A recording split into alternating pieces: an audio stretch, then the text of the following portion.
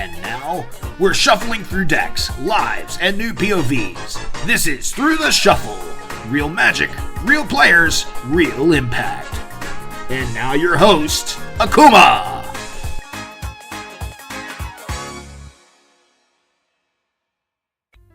Alright folks, welcome back to Through the Shuffle, where cardboard meets soul, and every deck tells a story. I've got a special guest with me tonight, SinnSayy. The pillar of the proxy scene, a trader, seller, hustler, and someone who's seen the game from every angle. SinnSayy, what's good with you tonight? I'm a hustler, baby. I just want you to know, I didn't know I was a hustler. Everything's all good. I mean, you a hustler to me, man. Look at you, you've been helping me in the background. You've been hustling, grinding me, teaching me new things. Facts. Let's get right into it, because this is a conversation I think folks need to hear, especially those who are thinking about getting into trading or, buying and selling cards. Just real quick, how do you feel about everything that's going on with the eBay and the TCG situation right now?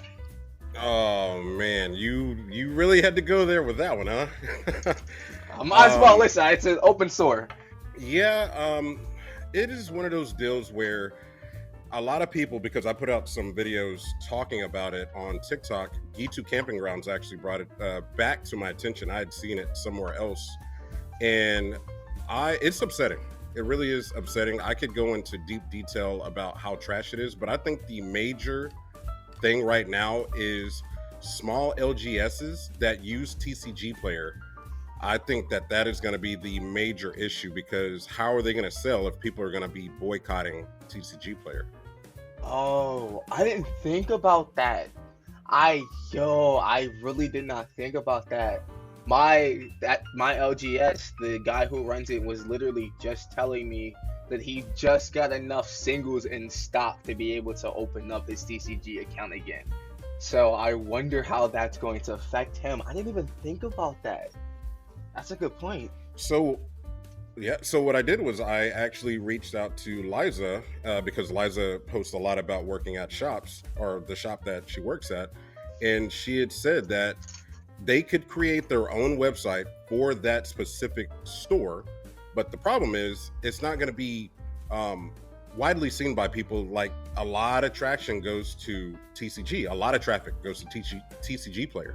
So yeah, I don't know how that's going to work moving forward with the shops, but that is definitely, I think, now one of the biggest issues. Got you. All right, cool. All right, well, let's get back on topic. Let's start at the source, because I do have a question for you. When someone says proxy, right, in the MTG community, what does that mean to you, and how do you draw the line between a proxy and a counterfeit? I don't even understand how this is still an argument and how people cannot tell. Basically, a counterfeit is made to look like a legit real card. A proxy has things that show you that it is not a real card. You can even have the same art, but if there's no security stamp on the bottom and on the back there's a different back, maybe it says proxy on the back, that is a proxy. But if you have a card and you're looking at it and now you have to question if it's real or not, it's a counterfeit. You can write all over it with a marker. Now it's a counterfeit card with marker on it. This discussion for proxies and counterfeits blows my mind, that people do not understand that a counterfeit is a card made to look like a real card. Okay. Listen, you can fault me, because until you explained it to me recently, about a month ago, I didn't know, and I really did not know, because I really feel bad having sold a counterfeit to my TCG, my local LGS. I feel really bad about doing it now, but again, I didn't know at the time, so. And that's the issue, is if you went to a website and got, let's say it's $100 card, and you paid $2 for it, and it looks just like the real version, and then you take it into a shop, yeah, that's a counterfeit. Got you. Okay. I feel that. Do you think that's a problem for LGSs? Do you think they have a problem with counterfeits coming in, like that sneak in, especially with like bulk cards? A lot of them, they see bulk cards and they're like, okay, there's just, uncommons, commons, and then they give you like 50 cents on the dollar. Do you really think, counterfeits are an issue for them later on once they go through those bulk cards? there's been a couple of cases where, and I'm going to use M30 as a prime example. When that set first came out, a lot of people wasn't able or didn't want to purchase that product just because there's a lot of strife behind it and the price point was crazy. But people had already, I do believe it was a different country, had made counterfeit versions, sent them in to get graded, being that the graders didn't even know that the cards that they were grading were counterfeit, and it passed. So there's been a few cases where counterfeit cards have gone through the process of being graded as if they were legit. So it's happened. I don't know how widely the issue of that is. You would have to ask somebody that obviously works in a shop, but I do believe that there's enough people in the community that are able to, that work at shops, are able to tell what is a counterfeit and what isn't, because they're touching cards all day long. Okay. All right. On the topic of touching cards all day long, I know you've been in the trade trenches for a while. I know you said that you deal a lot of trading in the background, milling, dipping, flipping value into value. What's a personal philosophy that you have on trading and selling?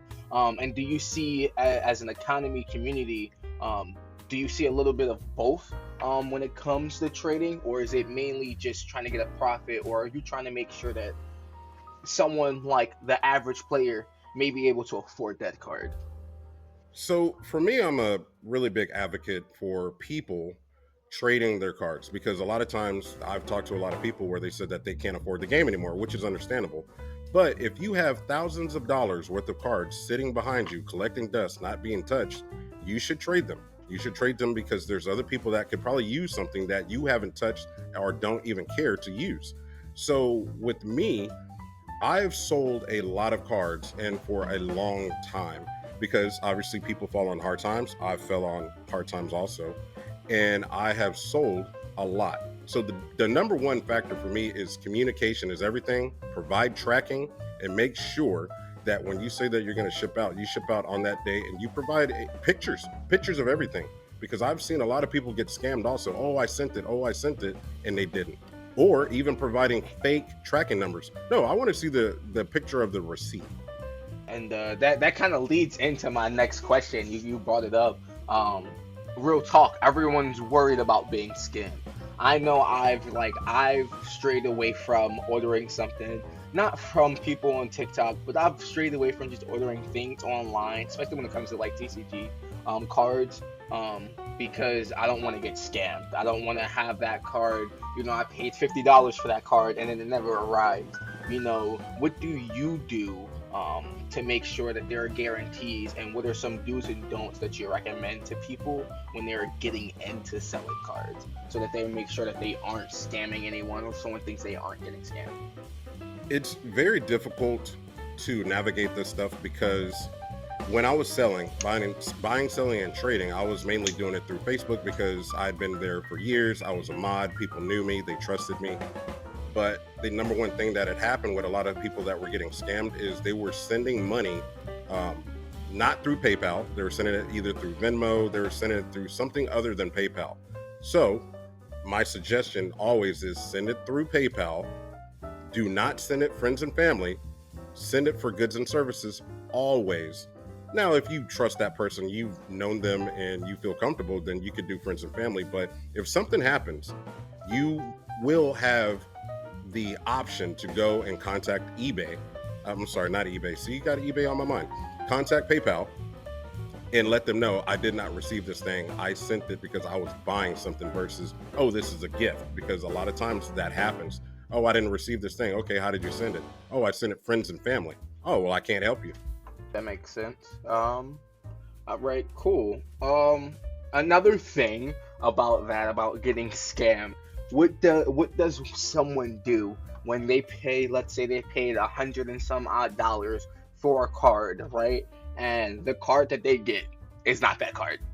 Oh, I've been there. You got to use the community, put them on blast.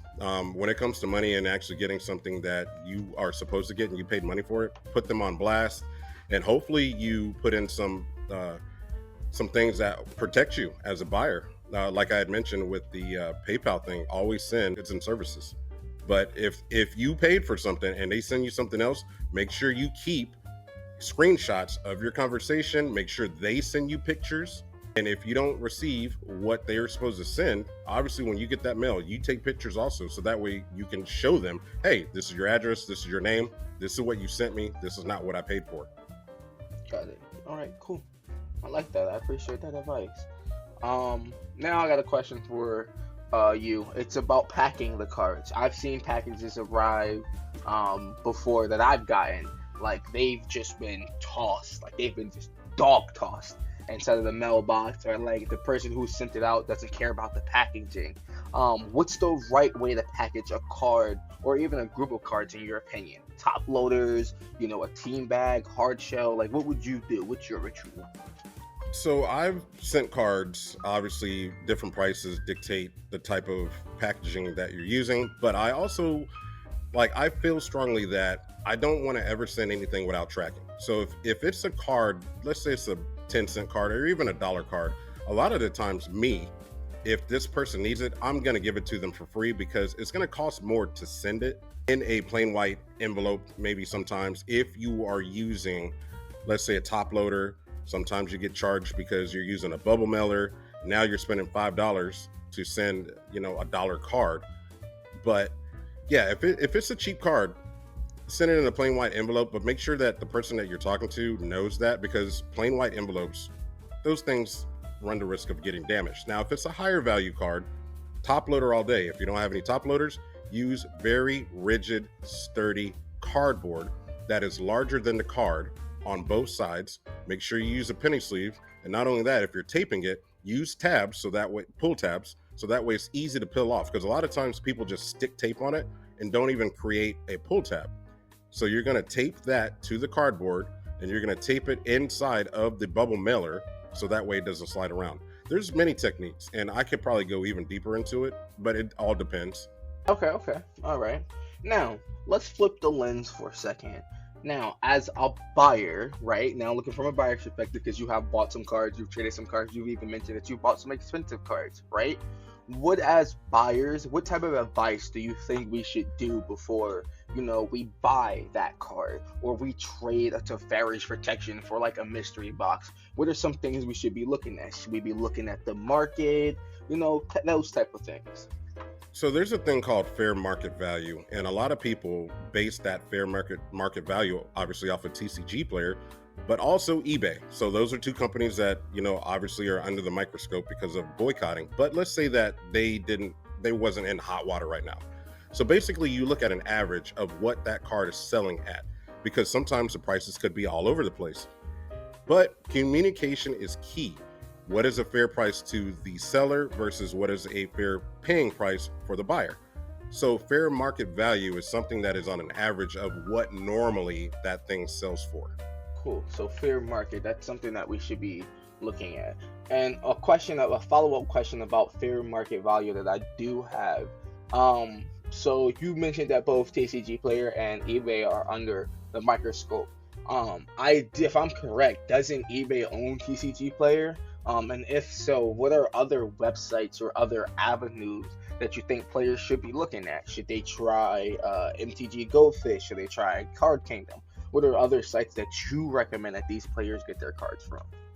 Well, first and foremost, yes, that is correct. eBay does own TCGplayer.